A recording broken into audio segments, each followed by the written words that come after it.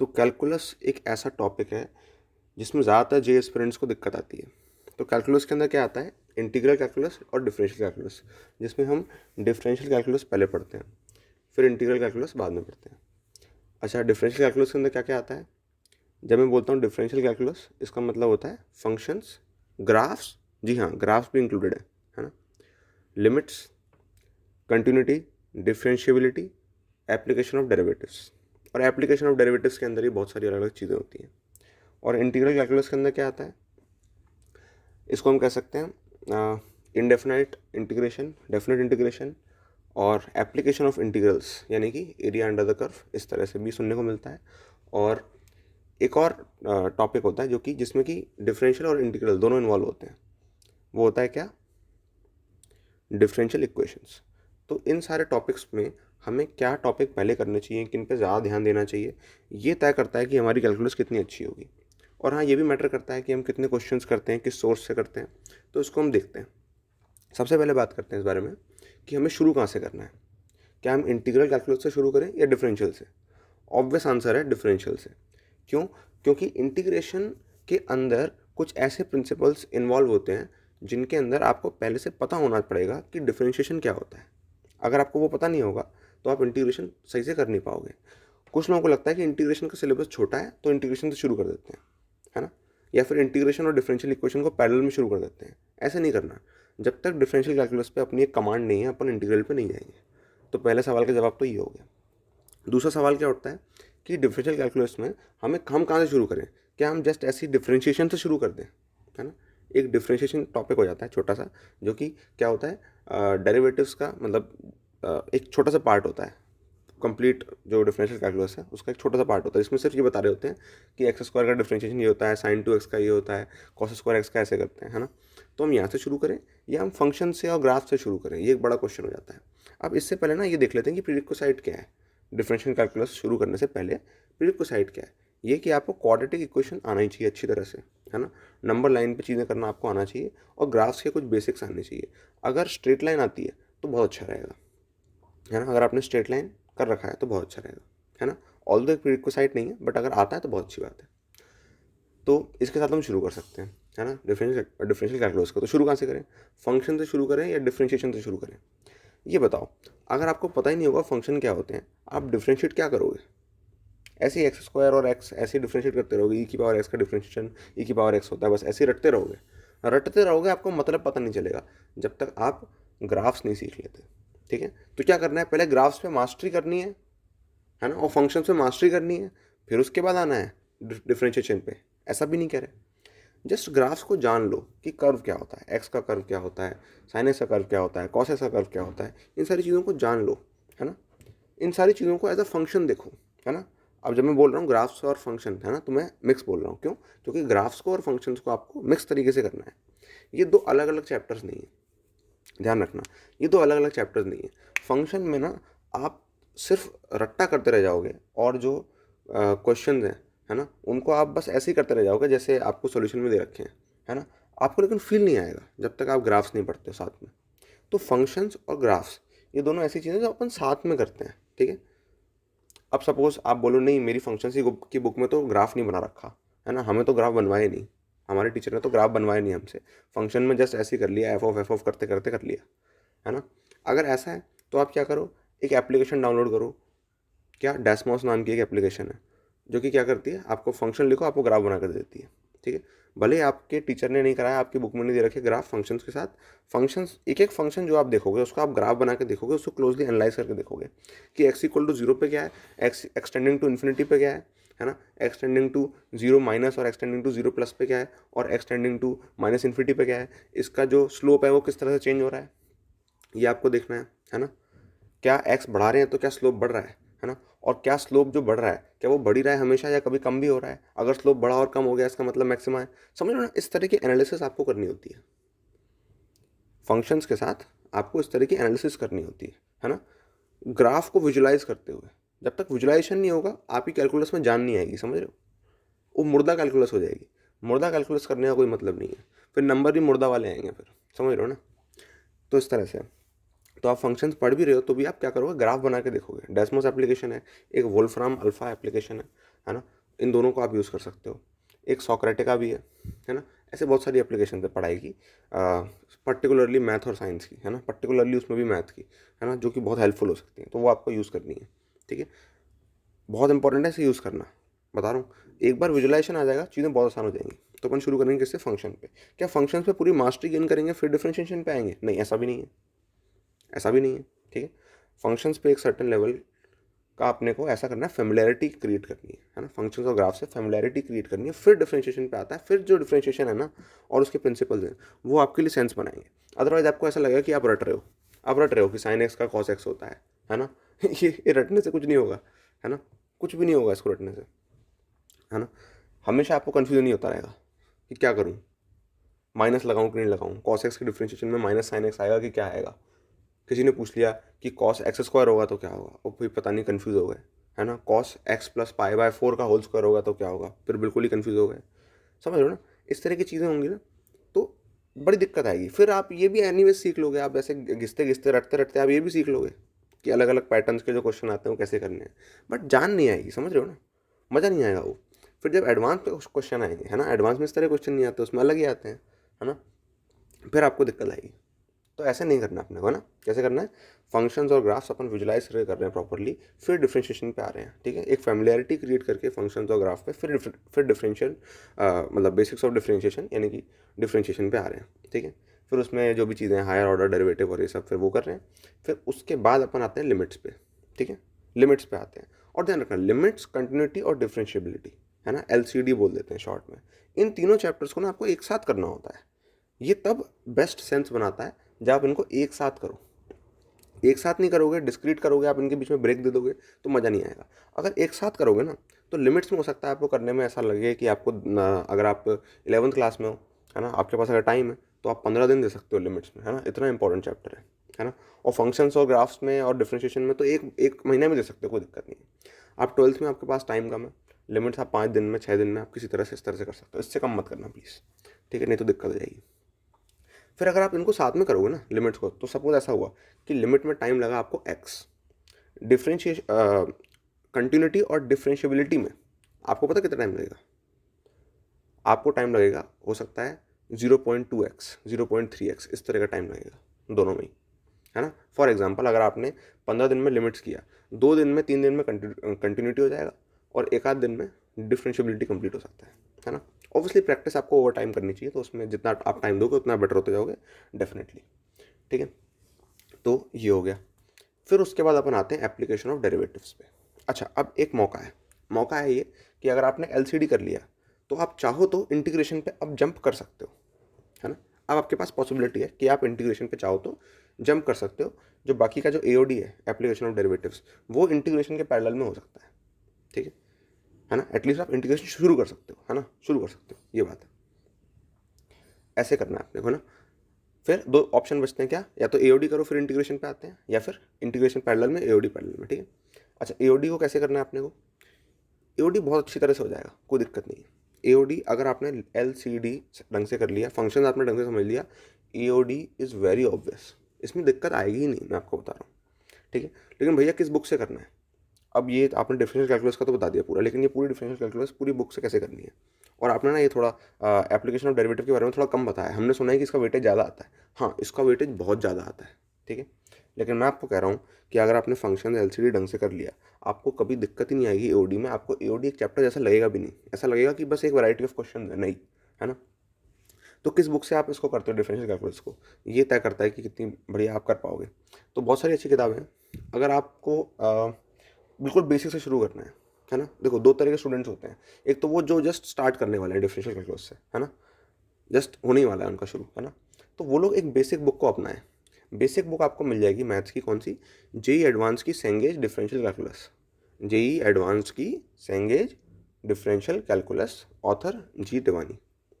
Alright, ये, लेकिन अगर ऐसा है कि आपका एक इंट्रोडक्शन हो रखा है ऑलरेडी डिफरेंशियल कैलकुलस से, ऑलरेडी आप बहुत सारी चीज़ों से इंट्रोड्यूस हो चुके हो, ठीक है, फिर उसके बाद आप चाहो तो Amit M Agarwal Arihant publication differential calculus इस बुक को कर सकते हो। ठीक है, ये बुक बहुत ही बढ़िया बुक है, मैं मानता हूँ द बेस्ट बुक है।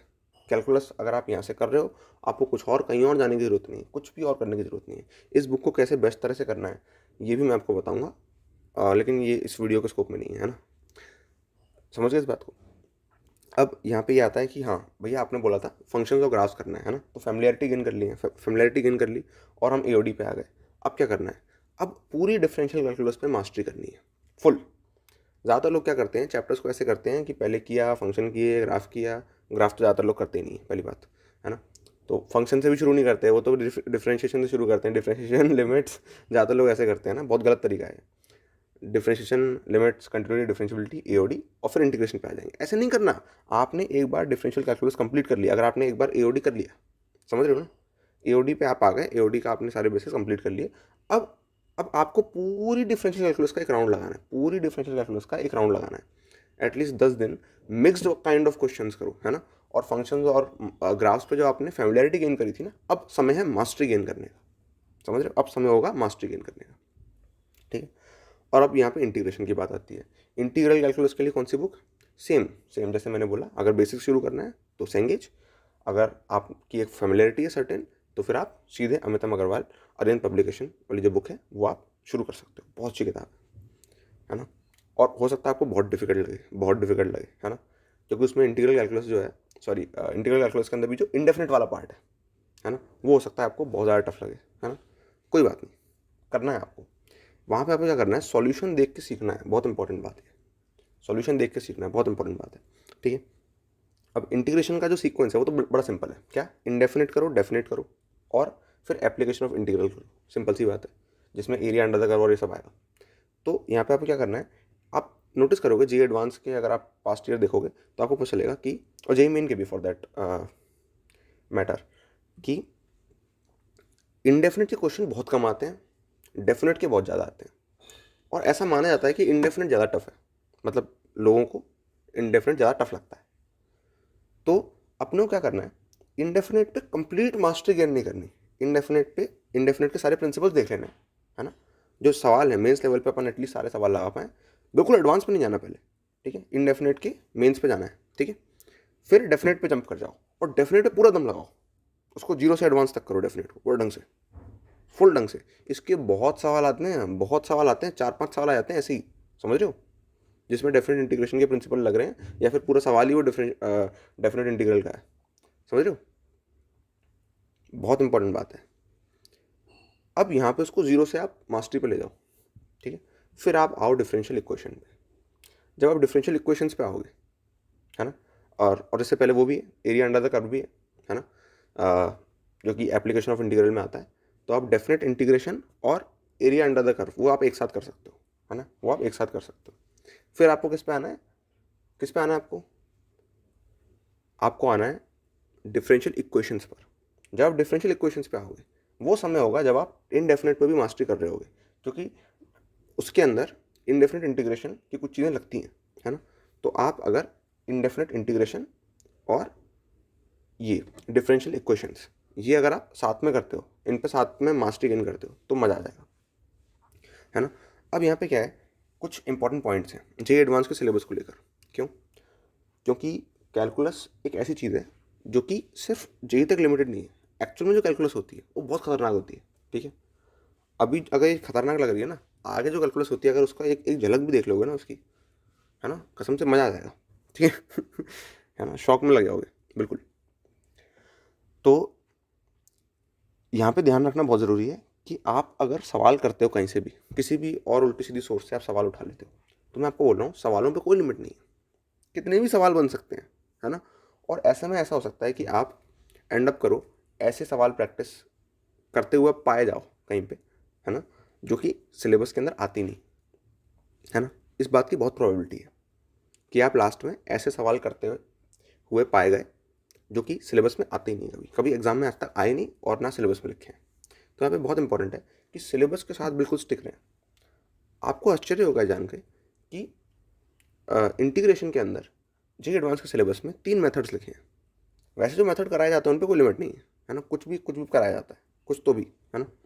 लेकिन जे एडवांस में लिखे गए 3 मेथड, बहुत सिंपल सिंपल मेथड, बहुत simple method. Integration by substitution, by parts और फैक्टराइजेशन वाली चीज़। सिर्फ इतने 3 सिंपल मेथड दे रखे हैं, है ना। लेकिन वैसे आप करोगे आपको पूरी पूरी कथा सुनाई जाएगी इंटीग्रेशन के अंदर, अगर आप किसी भी सोर्स से करने लगोगे तो।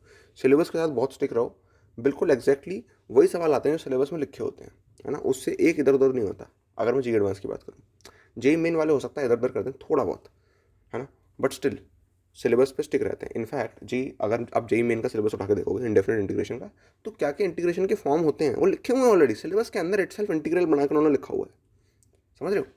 तो ऐसे में आपको किताब जो भी बोलती है, जिस भी तरह के सवाल बोलती है, आपको उस पर जाना नहीं है, समझ रहे हो ना। ये देखना है क्या ये सिलेबस के रेलम को बिलोंग करता है, क्या इस तरह के सवाल पास्ट ईयर में आ रखे हैं तो ही करना है। देखो पास्ट ईयर इनफ हो चुके हैं अभी तक, है ना। 2013 से लेकर अगर आपको आपको फोकस करना है 2013 से लेकर 20 तक, है ना। आपको ये नोटिस करना है कि जो भी सवाल हैं वो सब आ चुके हैं, समझ रहे हो। नया सवाल हार्डली आता है, जी एडवांस में हो सकता है, जेई मेन में हार्डली ही होगा, बहुत हार्डली होगा कि कोई नया सवाल आ जाए, अक्सर नहीं आता।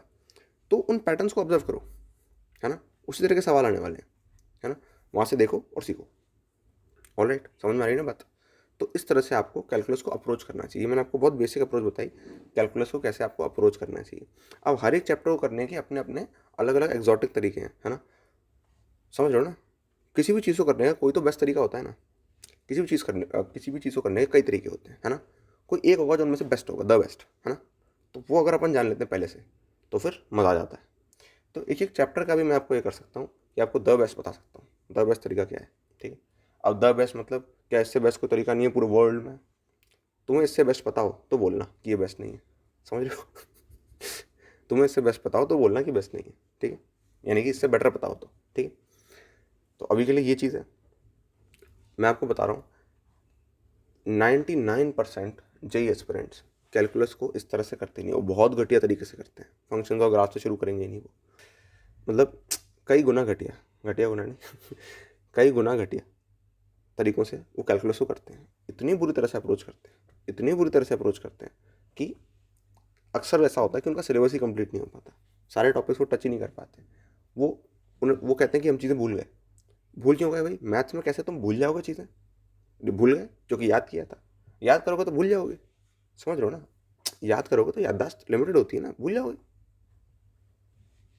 लेकिन अगर तुमने उसको अंडरस्टैंड किया, अंदर से फील किया है, विजुलाइज किया है, कैसे भूल जाओगे, नहीं भूलोगे। तो ये समझ लो आप 99% लोगों से वैसे आगे निकल जाओगे। मैं इसलिए नहीं कह रहा कि देखो आप आगे निकल जाओगे, देखो आपने दूसरों को पीछे छोड़ दिया। मैं कह रहा हूँ कि कितनी परसेंट प्रोबेबिलिटी थी आपकी ट्रैप में फंसने की, है ना। वो ट्रैप में अब आप नहीं फंसोगे अगर आप इस चीज़ को एक्चुअली फॉलो करते हो तो, ऑलराइट, एक्चुअली अप्लाई करते हो तो। तो ये आपको करना है, ये आपको अप्लाई करना है। और अगर कोई भी क्वेश्चन हो आपका डिफरेंशियल कैलकुलस से या इंटीग्रल कैलकुलस से रिलेटेड, क्वेश्चन मतलब सवाल नहीं मैथ्स का, कि कोई चीज़ कैसे करनी है, कहीं डाउट्स आ रहे हैं, है ना, कोई भी दिक्कत है, तो ये आप नीचे कमेंट्स में पूछ सकते हो। Alright, all the best. और एक इम्पॉर्टेंट बात कि हम अपनी वेबसाइट पे जो कम्युनिटी वाला सेक्शन है उसमें हम क्या करेंगे, एक मैथ्स की कम्युनिटी खोलेंगे जिसमें आप मैथ्स रिलेटेड जितने भी क्वेश्चन है वो आप पूछ सकते हो, है ना। और ये इंटरनल कम्युनिटी होगी तो इसमें कोई किसी के सवाल का जवाब दे सकता है, कोई स्टूडेंट भी दे सकता है अगर उसको पता हो तो, है ना। ऑब्वियसली हम मॉडरेट कर रहे होंगे, और अगर वो नेसेसरी है कि हम जवाब दें, हमारी टीम में से कोई जवाब दे, मेंटर्स में से कोई जवाब दे, तो हाँ वो भी दे देगा। तो उस कम्युनिटी को ज्वाइन करना बहुत ज़रूरी है। तो अभी क्या करना है आपको, IITJmentorship.com पे जाके आप साइन अप कर लो, आपको नोटिफिकेशन आ जाएगा, आपको ईमेल भेज जाएगा। जीमेल पे जरूर एक्टिव रहना, बहुत इंपॉर्टेंट है ना, क्योंकि हम अपने अपडेट्स वहाँ पे भेजते हैं। बहुत सारे अपडेट्स एक बार में बहुत सारे स्टूडेंट्स को पहुँच पाते हैं, इसलिए बहुत इंपॉर्टेंट है, ठीक है। एक स्टूडेंट अकाउंट बनाओ, क्योंकि तुम कहोगे कि जीमेल पे बहुत सारे डिस्ट्रैक्शन है, बहुत सारे ऐड आते रहते हैं, है ना, और बहुत सारे सब्सक्राइब कर रखा है चीज़ों को इधर उधर, तो वो उसके मेल्स आते रहते हैं। इसलिए मैंने कहा पहले से कि डिस्ट्रैक्शन अगर अवॉइड करने हैं तो स्टूडेंट अकाउंट बनाओ, स्टूडेंट अकाउंट बनाओ, एक स्टूडेंट जीमेल अकाउंट बनाओ, ठीक है। और उससे आप क्या करो, उससे जाके लॉग इन करो, कहाँ पे, IITJmentorship.com पे साइन अप करो। तो उससे क्या होगा, आपको जब ईमेल आएगा बिल्कुल डिस्ट्रैक्शन फ्री सीधे काम का ईमेल आएगा, है ना। और हम ऐसा नहीं करते, बहुत सारे ईमेल भेजते हैं, बहुत कम भेजते हैं, लिमिटेड भेजते हैं। लिमिटेड ईमेल में बहुत काम की बात होती है, ठीक है। तो उससे क्या होगा, टू द पॉइंट काम होगा अपना, ऑलराइट। तो जब वो कम्युनिटी आएगी तो आपको यहाँ यूट्यूब की कम्युनिटी पोस्ट पे अपडेट दे दी जाएगी, हो सकता है एक वीडियो भी बना दी जाए। तो अगर आप अभी साइनअप कर लोगे तो तब आपके मिस करने के चांसेस नहीं होंगे, है ना। तो जाके साइनअप कर लो IITJmentorship.com पे, और iitjmentorship.com/community पे जाओ और उसमें अलग अलग जो डिस्कशन Q&A फोरम है ना, उनको जाके देखो, उनको फॉलो करो, ताकि उनमें कभी भी कोई अपडेट आएगा तो आपको नोटिफिकेशन मिल जाएगी। ऑलराइट, उससे आप देखो 3 कैटेगरीज अभी के लिए 3 है, और आगे आ जाएंगी। क्या? अपडेट्स, डिस्कशंस और Q&A। डिस्कशंस किस लिए? आपके आपस में डिस्कस करने के लिए। Q&A किस लिए? आप सवाल पूछो, हम जवाब देंगे। ऑलराइट, और अपडेट्स किस लिए? अपडेट्स पे आप फॉलो करोगे तो उस अपडेट पे सिर्फ हम पोस्ट करते हैं, ठीक है। डिस्कशन के चाहो तो आप नोटिफिकेशन ऑन करो या ना करो, यानी कि जो फॉलो करो हो सकता है ना करो। क्यों? क्योंकि डिस्कशन में कोई भी कुछ भी भेज रहा होगा आपको नोटिफिकेशन जाएगी, है ना। लेकिन अपडेट्स में क्या होगा, सिर्फ हम भेज रहे होंगे तो ही जाएगी, है ना। यानी कि सिर्फ इंपॉर्टेंट बात ही आएगी, कोई भी एक भी अननेसरी चीज़ नहीं आएगी। तो इससे क्या होगा, और डिस्ट्रैक्शन फ्री पढ़ाई होगी और इफेक्टिव भी होगी। ऑलराइट, तो ये चीज़ ज़रूर कर लेना। All the best.